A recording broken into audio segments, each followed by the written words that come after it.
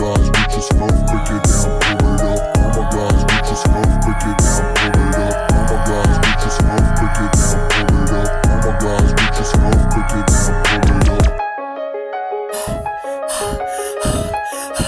Yeah, yeah,